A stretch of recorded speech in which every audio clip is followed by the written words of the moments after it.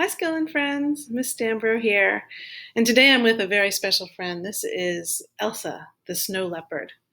Elsa has a big part in our family because this was the stuffy that my daughter used to read to when she was little.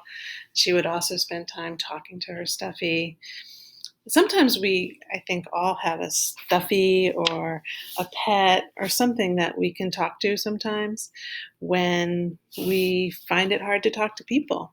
And in the story I'm going to read to you today, it's a story that a famous scientist named Alan Rabinowitz is telling about his own life and his special relationship with an animal called a jaguar. And here he is out in the wild in South or Central America.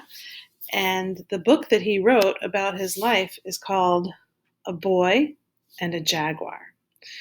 And you can see here that it won the Schneider Family Book Award, which is an award given to a story that does a really great job of talking about the disability experience. Alan Rabinowitz has a disability. He has a speech issue called stuttering, and it was a very big challenge that he has had to work with in his life. But the story is very inspiring because it tells about how he turned that challenge into something that helps others, and specifically jaguars. If you don't know what a jaguar is, a jaguar is a kind of big cat. And if you go to the Skillin library site and you click on Pebble Go, you can learn all about jaguars. You could go to animals and search for jaguars, or you could just type right in here in the search box, and it will take you to an article with pictures. It'll tell you about where it lives and what they eat. You can even go and click on read more, and there's a whole nother book about jaguars and a book about South America where they're found. And I think most of us know that if you push on the speaker button in anything in Pebble Go, it reads to you. Jaguars are large wildcats. They have yellow or black fur with black spots. And sometimes there's even a video where you can see an animal or learn more about whatever topic you're searching. So here is a jaguar. It looks like has some prey in mind, or it's searching for prey as it goes through the water. Look how powerful and muscular that big cat is. Okay, so here is the story. A Boy and a Jaguar, written by Alan Rabinowitz and illustrated by Katya Chen. I'm standing in the great cat house at the Bronx Zoo. Why is this jaguar kept in a bare room, I wonder? I lean toward my favorite animal and whisper to her. What are you doing, my father asks. I try to explain, but my mouth freezes, just as I knew it would. I'm a stutterer. If I try to push words out, my head and body shake uncontrollably. The teachers at school put me in a class for disturbed children. He's not disturbed, my parents say. We're sorry, the teachers answer, but whenever he tries to speak, he disrupts the class. The teachers think I'm broken. Am I? But I can do two things without stuttering. One is sing, only I can't sing well. And the other is talk to animals. Every day I come home from class and go straight to the closet in my room, and I bring out my pets. A hamster, a gerbil, a green turtle, a chameleon, and a garter snake. I close the door and talk to them without stuttering. I tell them my dreams. I tell them that I want to be able to speak like everyone else. I know that my pets listen and understand. Animals can't get the words out, just as I can't get the words out. So people ignore or misunderstand or hurt them, the same way people ignore or misunderstand or hurt me. I make a promise to my pets. I promise that if I ever find my voice, I will be their voice and keep them from harm.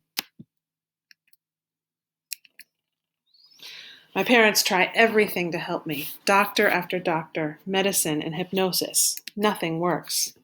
But my father knows the one thing that does work. He takes me to the great cat house at the Bronx Zoo, and I go straight to the cage with the lone jaguar leaning over the railing, and I put my face against the bars, and I whisper my promise to her, fluently. So a lot of us know the word fluent or fluency because we talk about that when we read. We want to be able to read out loud smoothly, sort of like a speaking voice. And that's what Alan Rabinowitz wanted more than anything, to be able to speak fluently. I get through school by learning tricks that stutterers learn. I learn when not to speak, when to avoid situations, and when to just not be around people. Sounds pretty lonely to me. When I'm in college, my parents enroll me in an experimental program. There, I'm told that I'm a stutterer and will always be a stutterer. Always. But the teacher tells me that if I work hard, I can be a completely fluent stutterer. I think about how my mouth moves and air flows, and for the first time in years, I can speak without stuttering. I can speak, but nothing has changed on the inside. I still feel broken. I go to the Great Smoky Mountains to study black bears. Alone in the forest with the animals, I'm at home. Later in Belize, I'm the first person to study jaguars. The jungle makes me feel more alive than I have ever felt. I learn how to follow and capture jaguars for study before releasing them back in the wild. I am happy. But as fast as I catch jaguars and gather information to help them, hunters are killing them. They fear the animals and prize their bodies as trophies. I need to get more areas protected for the jaguars. I want to keep the promise I made for pets in my closet. I have a voice now to speak for the animals. In the capital city of Belize, in the office of the Prime Minister, I'm given 15 minutes to make my case. 15 minutes. It's not a long time. I can't stutter and distract from my message. I have to convince one of the poorest countries in Central America with no protected areas in the entire country that it has to save jaguars. Later that day, the Prime Minister votes to set up the world's first and only jaguar preserve. I really like how the illustrator decided to paint this picture as if it's above, looking down on all the jaguars running free in the preserve. I know, back in the jungle, I know all the jaguars in the study area from their tracks. But one day I come across a completely new track. The biggest male jaguar tracks I have ever seen. I follow the print for hours. Not wanting to be caught in the jungle at night without a flashlight, I turn around to go back to camp.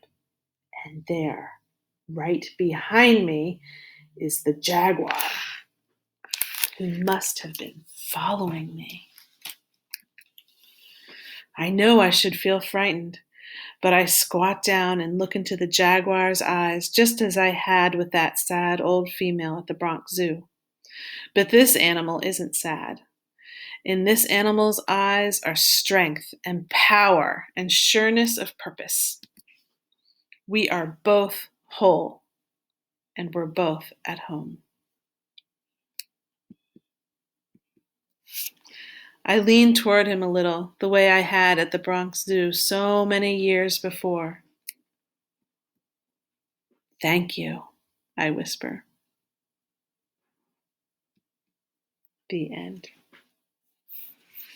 So I always like to ask students at the end of this book, why do you think he thanked the jaguar? What did the jaguars do for him? I would love to hear your response, or I would love for you to go to Pebble Go and read about jaguars and share something you learned, or read about something else in Pebble Go and tell me about that.